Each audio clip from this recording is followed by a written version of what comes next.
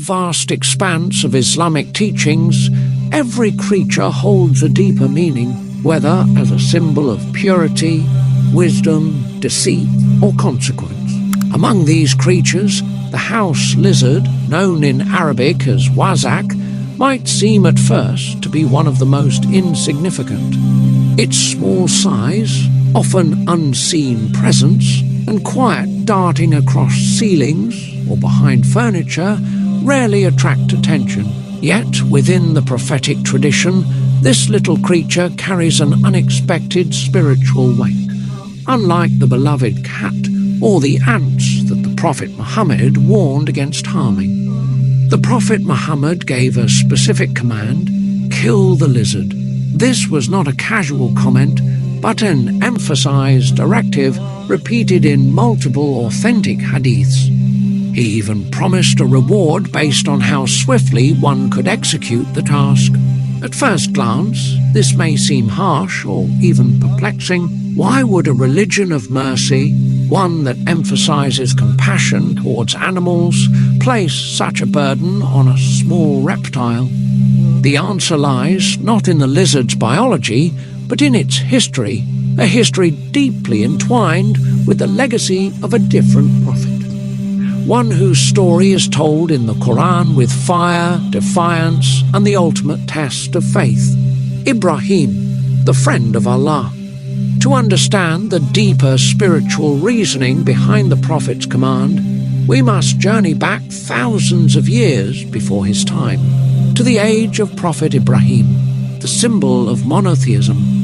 Ibrahim stood as a lone voice in a sea of idolatry, breaking the idols, speaking against tyranny, and calling people to the worship of the one true God.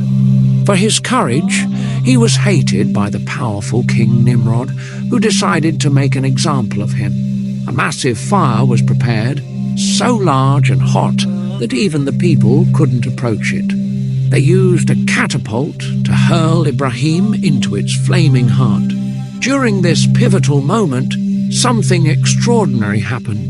As angels watched and the creation witnessed this injustice, the creatures of the earth were stirred.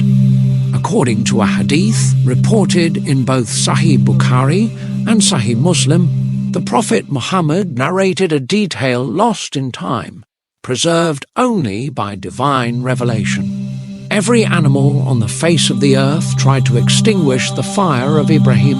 Birds carried water in their beaks, insects struggled to aid him, and even creatures without reason or understanding were moved by his innocence and the cruelty he faced. All except one, the house lizard. The Prophet, peace be upon him, said that the house lizard used to blow on the fire of Ibrahim. That tiny lizard, unnoticed and seemingly irrelevant, took a side, and it chose the side of oppression. It didn't merely stay neutral or walk away, didn't ignore the fire. It actively tried to make it worse, huffing its small breath towards the flames, attempting to fuel the fire and intensify Ibrahim's torment. Imagine that while all others worked to cool the blaze, this one creature tried to make it hotter. The symbolism is stunning. The lizard wasn't just aiding the enemy of God, it was standing in defiance of truth, mercy, and justice. In that moment, the lizard represented the worst kind of betrayal, the one that comes not from strength, but from malice hidden in insignificance. It is this very action that earned the lizard its status in Islamic tradition. It, by divine inspiration, saw its behavior not just as a historical curiosity, but as a sign, a lesson. He said, "Whoever kills a house lizard with the first blow will have such and such reward, and if he does not kill it on the first blow, but on the second, he will have a lesser reward, and if on the third, then lesser still." In another narration, he stated that the house lizard is fuika, a little transgressor, a word derived from fisk, which means corruption or sin. This label isn't used lightly in Islamic texts. It denotes a moral failing so severe that it places one outside the bounds of acceptable behavior. So, why such a strong judgment? It's not merely because of the act of blowing on the fire, it's what that act symbolizes. It's about siding with falsehood, encouraging tyranny, and opposing the people of righteousness. The lizard became a metaphor, a living symbol of those who don't just remain silent in the face of evil, but who actively assist it, even in subtle ways. The reward attached to killing the lizard also holds deep significance. Islam doesn't randomly attach rewards to actions. The more effort or sacrifice a good deed requires, or the more meaningful it is in the context of justice, the higher the reward. The emphasis on killing the lizard with the first strike is both practical and spiritual. Practically, it's a call to be decisive and efficient, avoiding unnecessary suffering for the creature. Spiritually, it's about decisiveness in dealing with betrayal and harm, a lesson in swift moral clarity.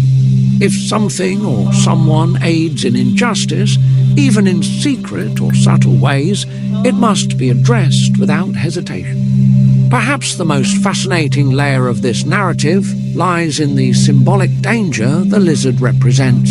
Unlike obvious enemies like snakes or wolves, the lizard is quiet, elusive, and blends into its surroundings. It doesn't attack directly, it whispers instead of roars. This is exactly what makes it dangerous.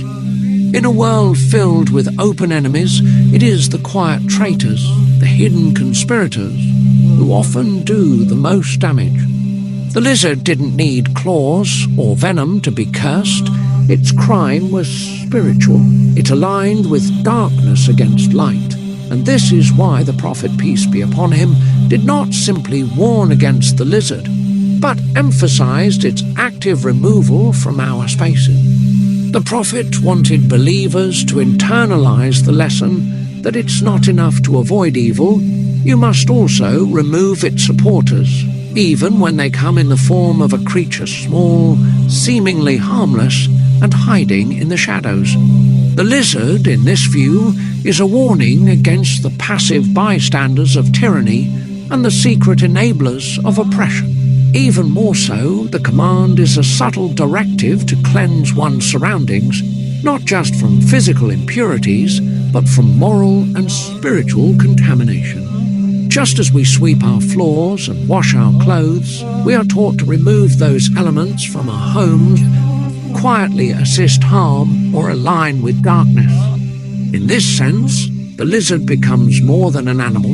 It becomes a reflection of moral cowardice, a symbol of betrayal, and a reminder that even the smallest act of aiding evil carries weight in the divine scale. The killing of the lizard is not an act of cruelty, it's an act of justice.